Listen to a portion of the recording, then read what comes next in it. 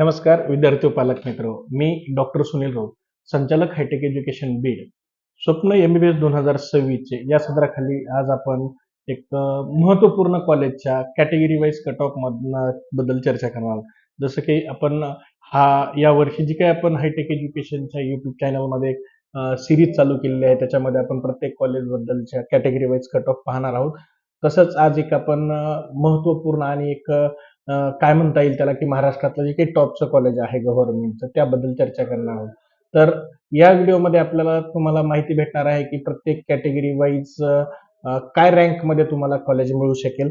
मी जसं सुरुवातीला ज्यावेळेस आपण सिरीज चालू केली त्यावेळेसही तुम्हाला बोललो होतो की विद्यार्थी मित्र, की तुम्ही स्कोर काय येतो यावरती जास्त फोकस न करता आपली रँक कशी चांगली याच्यावरती तुम्ही जास्त फोकस करा, जेणेकरून काय आहे की तुम्हाला जे काही तुमच्या स्वप्नातलं कॉलेज आहे ते कॉलेज तुम्हाला मिळू शकेल.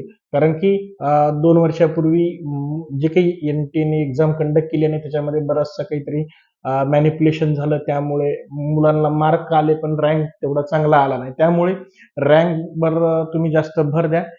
तर आज आपण चर्चा करणार आहोत की त्या कॉलेजला कुठल्या कॅटेगरीला कुठल्या रँकमध्ये कॉलेज मिळू शकेल, त्याच्याबद्दल आपण सविस्तर चर्चा करणार आहोत. व्हिडिओ शेवटपर्यंत पहा, जेणेकरून तुम्हाला याची इत्थंभूत माहिती मिळेल.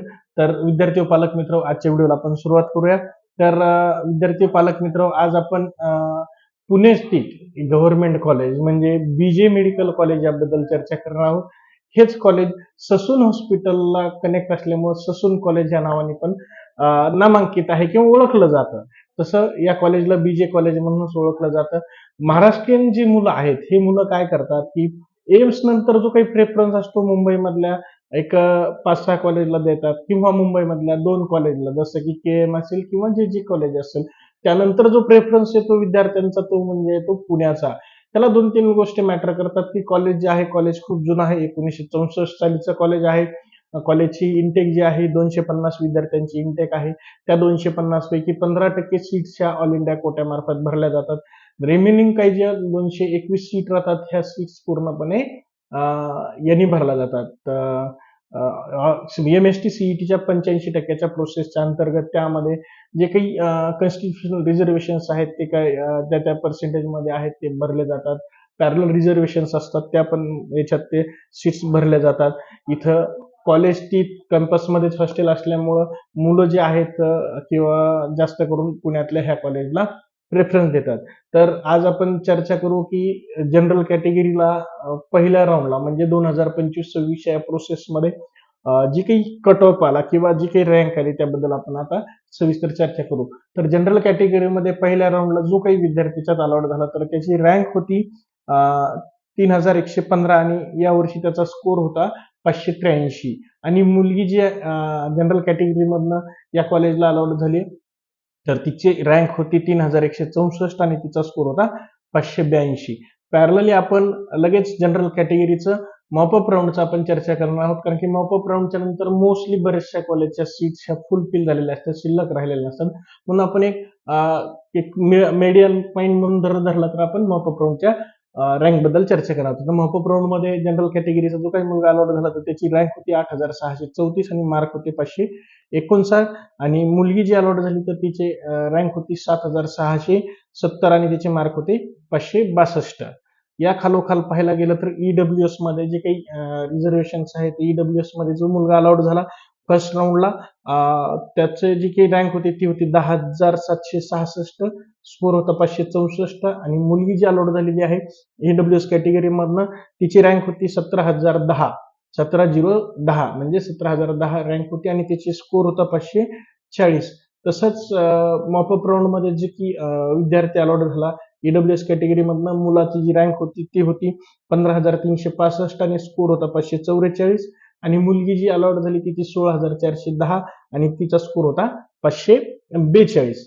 आता आपण जे काही मराठा समाजाला जे SCBCचं महाराष्ट्र स्टेटचं रिझर्वेशन आहे 10%चं, त्याबद्दल आपण आता चर्चा करूयात.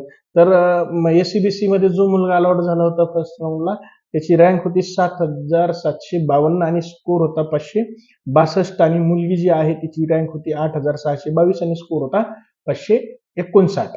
आणि त्याचबरोबर मॉपअप राऊंड मध्ये एससीबीसी ला जो काही मुलगा अलॉट झाला त्याची रँक होती 8,249 मार्क होते 560, आणि मुलगी जी अलॉट झाली तिचे 8,622 आणि स्कोर होता 559.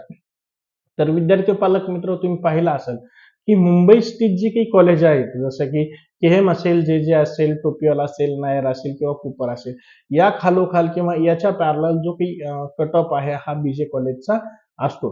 त्यामुळं या व्हिडिओमध्ये तुम्ही सविस्तर तुमची कॅटेगरीची रँक काय अलॉट झालेली आहे फर्स्ट राऊंड आणि मॉपअप राऊंड यामध्ये तुम्ही तुमची रँक आणण्याचा प्रयत्न करावा, आणि मला विश्वास आहे की विद्यार्थ्यांची ती रँक येऊ शकते, कारण की तुम्ही जी मेहनत घेताय त्या मेहनतीचं फळ तुम्हाला नक्कीच भेटणार विद्यार्थी पालक मित्र.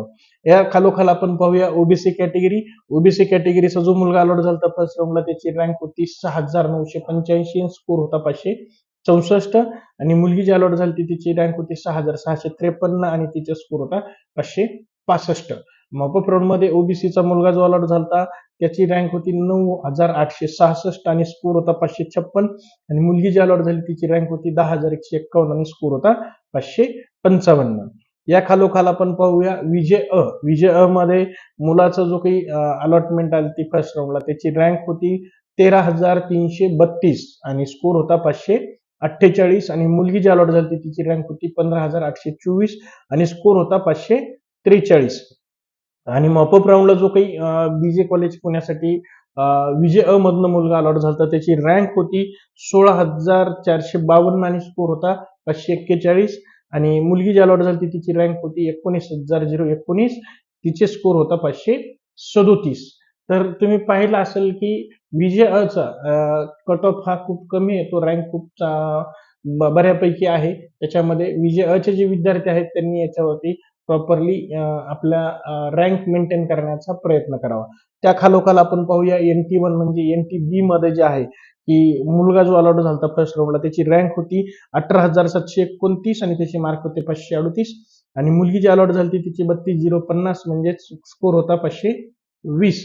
आणि मॉपअप राऊंडला जो काही NT-B मधनं म्हणजे NT1 मधनं जो विद्यार्थी अलॉट झाला मुलगा त्याची रँक होती 18,729, मार्क होते 538, आणि मुलगी जी अलॉट झाली 32,050 म्हणजे 520. म्हणजे तुम्ही याच्या अगोदरही आपण ज्या कॉलेजचे कट ऑफ पाहिले कॅटेगरी वाईज, तर NT1 NT-B मध्ये जे आपण विद्यार्थी आहेत याच्यामध्ये तुम्ही पाहिलं असेल तर पहिल्या राऊंडचा जो विद्यार्थी आहे हा डिरेक्टली तिथं रिटेन करतो, कारण की मोस्टली कॉलेजला मॉपअप राऊंडला तेच विद्यार्थी असतात, त्याच रँकचे विद्यार्थी असतात, तिथं चेंज होत नाही.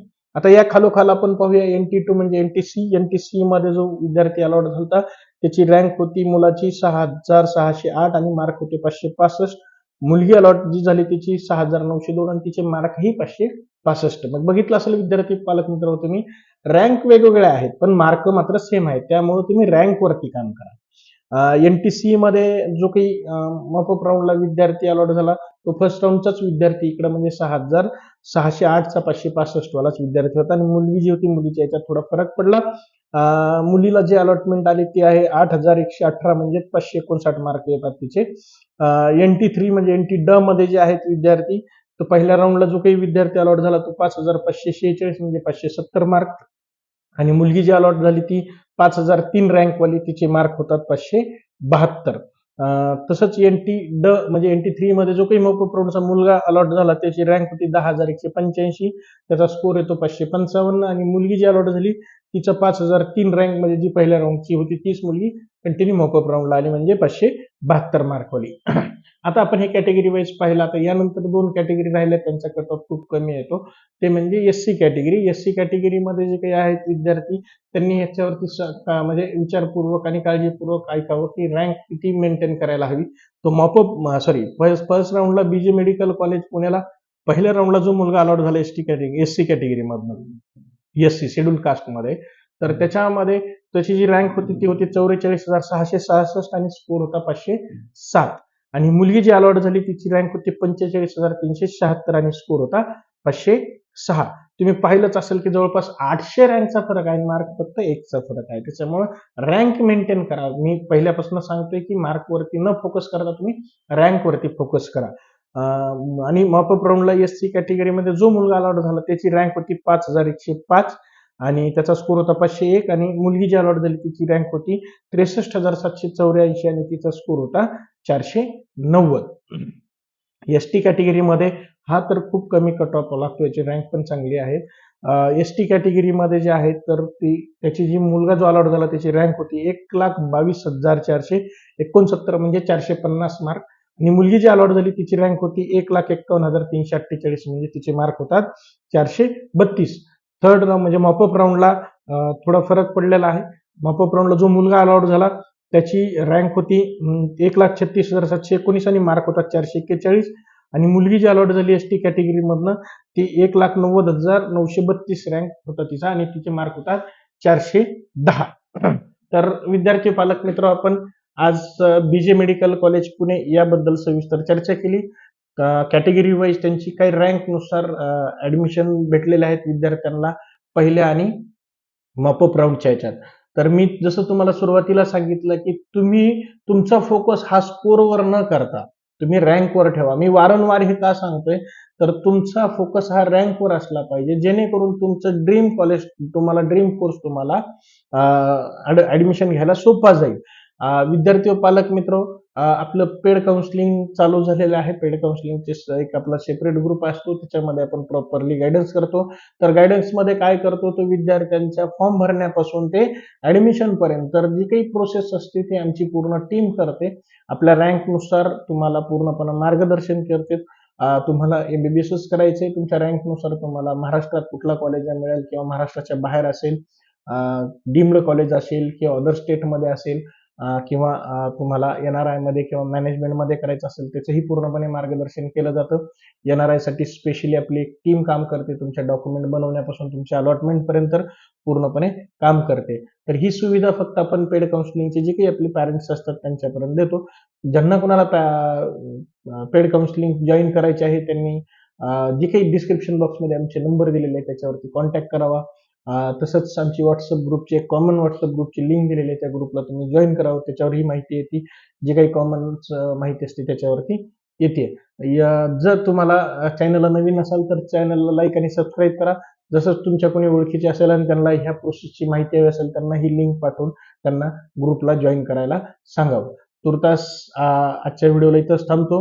मी अपेक्षा करतो की ही जी काही तुम्हाला माहिती दिली असेल ही नक्कीच तुम्हाला फायदेशीर ठरणार आणि येणाऱ्या काळात आपण नवीन नवीन कॉलेजच्या विषयी नवीन नवीन प्रोसेस बद्दल आपण असंच नवीन कंटेंटमध्ये तुम्हाला मी व्हिडिओ मार्फत भेटत जाईल. आज आपली रजा घेतो. धन्यवाद.